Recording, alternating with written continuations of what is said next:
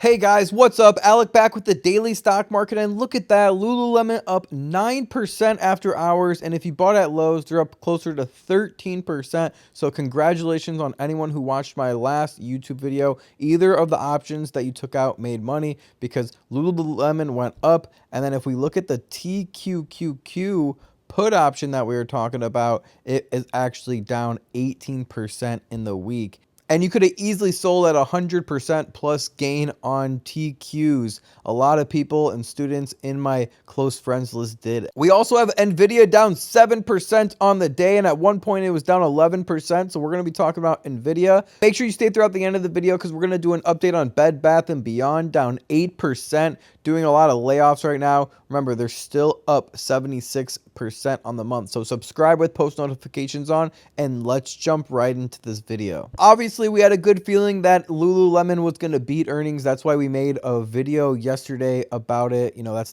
actually the stock that triggered the earnings video was the Lululemon. And also, obviously, the TQs puts is always a good idea. If you want to see exactly what moves I'm making and exactly when in real time, make sure you message me on Instagram. I have a wait list going on for my close friends list. And not only do you get access to all my option trades, my strike prices, expiration dates, buys and sells, but you also get access to my long-term trades and my swing trades and everything in between.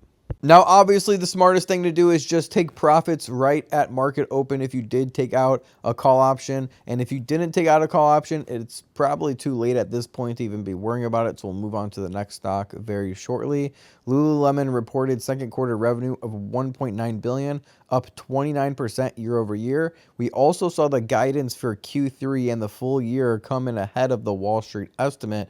So guidance is really what pushed it higher because a lot of people thought that they were going to be reporting poor guidance. If you go to that video on YouTube and you click on the pinned comment, someone was asking why buy Lulu calls, and you can actually see that I was talking about guidance big in here. And it was actually Morgan Stanley said Lulu is one of the few softline retailers to raise guidance despite macro and supply chain volatility. So if you want to read that thread, it is pretty interesting, by the way. Moving right along to Nvidia, why did they drop? What's going on with Nvidia? We see that they were even down 11% at one point.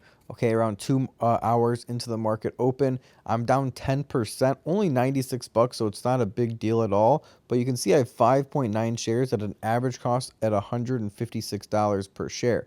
Now, overall, I'm going to keep dollar cost averaging in. I'm probably going to crank that $5 a day up closer to $10 per day, try to get my average cost closer to $130 per share. We have some strong supports right at 130 and 125. Okay, so if we see below 130, that's where I'm going to really load up. And if we see below a 125 again, that's really where I want to start buying, probably like $500 at a time. Okay, now in my opinion, we probably won't see under $100 per share again. So I would say that a safe bottom for Nvidia is probably between $100 per share and $125 per share. And we'll get to why it dropped in a second, but we'll see an interesting article here. Remember Nancy Pelosi's losing Nvidia trade? Here's why it was a winner in the end. And if you guys remember, she sold a huge amount of Nvidia stock just a few weeks ago. Nvidia and Nancy Pelosi has been scrutinized for stock trading activity by her husband, a venture capitalist. A sale by Pelosi of Nvidia stock was disclosed with a loss in an unusual fashion, but it could have been perfect timing for what's going on right now with Nvidia. Okay, with this new AI chip rule, U.S. takes aim at a critical niche. Okay, so if we read a little bit further, the U.S. state beefed up its efforts to cut off the flow of advanced technology to China by instructing Nvidia and AMD to stop sending their flagship artificial intelligence chips there. So they're basically restricting Nvidia and AMD chip sales to China. Obviously, we know China is a huge player in this space, so this is huge news. AMD is only down 2%. They've already bounced back pretty good. This is a good one to be looking into as well. Subscribe with post notifications on because we're also going to do a deep dive into AMD in one of the next videos. We've also done one in the past, if you can find it, probably a few months ago, so it might be a little far back, but we will do an updated AMD deep dive. soon. Spoiler alert, I do like AMD stock and I do like Nvidia stock, especially with them getting around a 50% haircut, 55% haircut from all-time highs now. Okay, so if we keep reading through this article, while the news rocked the chip sector, sending Philadelphia Semiconductor Index down 2.1% and Nvidia and AMD down 8.5, 3.8%, the letters from the U.S. offices appeared to target a narrow but critical part of China's computing industry. The regulations appeared to focus on chips called GPUs, okay? Graphic processing units, I believe that's what that stands for, okay? With the most powerful computing capabilities, a critical but niche market with only two meaningful players, Nvidia and AMD, okay? Direct competitors. So they're both being affected, which is still good because they're direct competitors. But since they pretty much have a monopoly on that sector, they're both being hit pretty large. Now, they can always reverse these restrictions or lighten up these restrictions. So it could be a good time to buy some of the shares of AMD and Nvidia for long-term investing. If you're planning 5-10 years down the road, Nvidia and AMD GPUs can be, and artificial intelligence chips could be used so much. The restrictions can change so much. So this could be a huge buying opportunity for long term. Needless to say, their only potential rival, Intel. Okay, I've done a deep dive on Intel versus AMD versus Nvidia. If we look at Intel, they're the lowest. If you look at a 5-year chart on Intel Corp, you'll be INTC, by the way, you'll be super surprised. Here's the 5-year chart on Intel. We can see that they're at a 5-year low, and for a series of years, between 4 years, they actually never broke below $45 per share. Recently, they've absolutely plunged, going down around 50% to $31 per share. Intel could also be a huge buying opportunity with a PE ratio of only 6.8 and a dividend yield of 4.5. So I'll be doing a deep dive into AMD and Intel, and I'll probably even throw Nvidia in there and compare them all against each other once again, do an update video like I've done in the past. So Intel is trying to be competitive, but it actually hasn't released competitive products in the GPU sector like Nvidia and AMD have. Okay, originally designed for video games, the usage of GPUs or graphic processing units have been expanded to a wider array of applications that include handling artificial intelligent work like image recognition, categorizing cat photos, or sourcing digital satellite imagery for military equipment. Because all the chip suppliers are American, the U.S. controls access to this technology. So you can see how these important companies will be even more important in the future as technology keeps advancing, and especially because they're US based, you have the luxury of investing on them in the New York Stock Exchange at a steep discount. Obviously, we're starting to see Nvidia and AMD, Intel all being traded at a discounted price. So we go on to read, some national security experts saw the US move as a long time coming. GPUs have been totally controlled to China and to Russia. So in a lot of ways, I see this action as kind of catching up to where the controls probably should have been if we were really serious about trying to slow China's AI growth, said Emily, a senior fellow at Senator Security. Okay, keep in mind the risks I see with Nvidia and AMD investing is that China comes out and they have a huge competitor to Nvidia and AMD, and they take up most of the market share compared to the US companies. How the US companies, Nvidia and AMD, basically have a 90% market share right now. If China even absorbs 20%, 30%, and Nvidia, AMD, the US market shares of this technology fall closer to like 60% instead of 90%, that could be a super red flag. So that's why some of the shares are dropping right now, because some people are realizing those kind of risks. Okay, the U.S. Department of Commerce, which declined to comment on specifics of whatever new rules it may be developing. However, the only products Nvidia said it would be affected are the A100 and the H100 chips. Those chips cost tens of thousands of dollars each, with full computers containing the chips costing hundreds of thousands of dollars. Nvidia on Thursday said U.S. officials will allow it to fulfill orders for the chips through its Hong Kong facility for a year.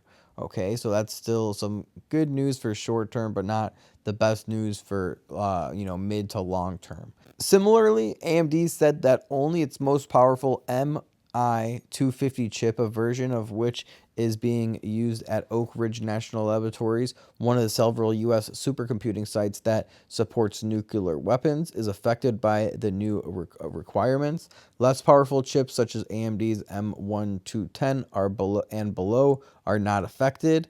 Okay, that's good news about AMD. Only major market rival to AMD and Nvidia's chips is Intel's still unreleased chip, whose first customer is a national lab, another U.S. installation that supports nuclear weapons.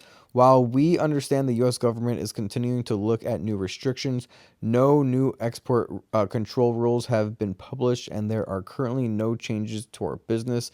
Intel told Reuters in a statement, "We are closely monitoring the process." So overall, I'm just continuing to dollar cost average, like I said, and I have those price points on Nvidia that we talked about in the beginning. We'll also do a full update and deep dive on AMD, Intel, and Nvidia in a future video because I don't want this video to be too long. So make sure you subscribe with post notifications on so you don't miss out on some good price points on AMD and Intel and see which one's the best one to buy overall. And the last one we'll be talking about is BBBY, Bed Bath & Beyond, because it's so popular. Everyone loves it and everyone always wants me to talk about it. You can even see by the average volume is 96 million and the volume is 31 million. So they're losing a lot of their volume. It explains the sell-off. Puts on this one could have been pretty easy. We did play some puts, by the way. If you've been following the channel, following some videos. Right now, it's at a pretty strong support. You can see $8.78 is a pretty strong support on August 23rd. And where is it right now? $8.76, meaning it did break that support, meaning there's a good chance that the next support we'll see Bed Bath & Beyond trading at is around $6.50. So in my opinion, there's a good chance we'll see Bed Bath & Beyond closer to $7 before we'll see it closer to $9 to $10 once again. So in my opinion, it's going to gap down to the $6.50 support, and we'll see Bed Bath & Beyond trading a little bit lower there. However, there is no guarantees. If we dive in a little bit deeper too, we see Bed Bath's cash crunch. Okay, so Bed Bath & Beyond tanks after unveiling a plan to raise cash featuring store closures and layoffs. Okay, that's not always the best way to raise cash, but we can see missing the coupon catalog. It's back to school season, but dorm staples Bed Bath & Beyond already flunked the semester. Shares of the struggling home goods retail sank 21% yesterday after it revealed its plan to cut costs and raise cash. Okay, closing 150 of its namesake stores. Okay, slashing 20% of its workforce. The cost-cutting attempt comes as Bed Bath & Beyond burns through its cash reserves. It ended Monday with just $100 million on hand versus $1.1 billion a year earlier. So that's absolutely terrifying. There's a good chance that it could go bankrupt and out of business, which is obviously why it sold off so hard. Raising $500 million in financing, so it needs to actually obviously raise some money at this point. Fitting sheet on a twin mattress. We're not going to read through this whole article, but you can pause it and read some of it yourself. Okay, the takeaway: private labels can hurt public love.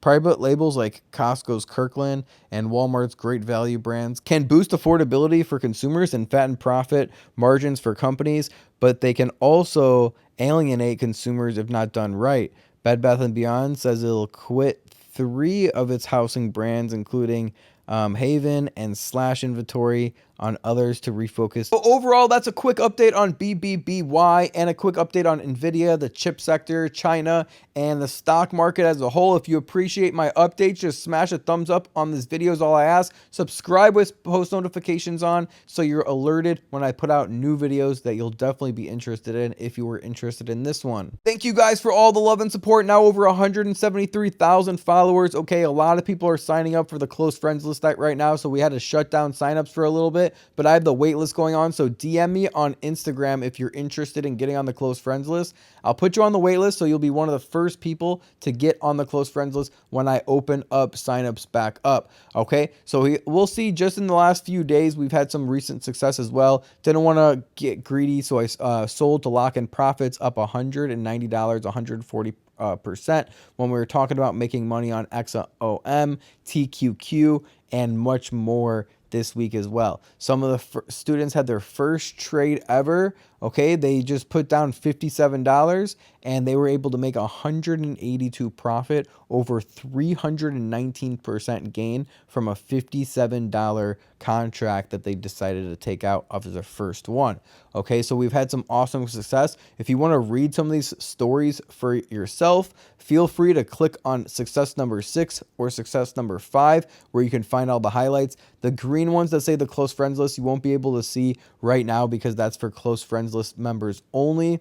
We also hit a huge milestone at 400 uploads, video uploads. So we've been doing this for an extremely long time. We're not going anywhere. We've started a family and started a movement on YouTube. So if you've been a part of that from the beginning, hit like on this video. Make sure you share with a friend, and I'll see you guys in the next one. Remember, don't time the market, buy the market. Peace.